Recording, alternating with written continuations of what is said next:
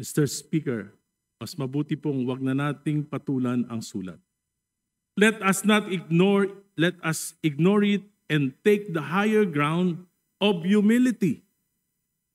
Ang totoong laban ay hindi sa pride ng iilan, kundi sa budget ng bayan. That is where our focus must remain. Kapag may galit, sagot natin ay kababaang loob. Kapag may personal na away, sagot natin ay serbisyo.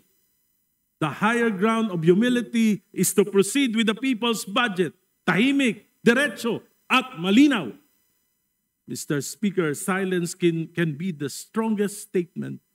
By ignoring the letter and moving forward, we show the country that Congress chooses humility over hostility and service over pride. Salamat po.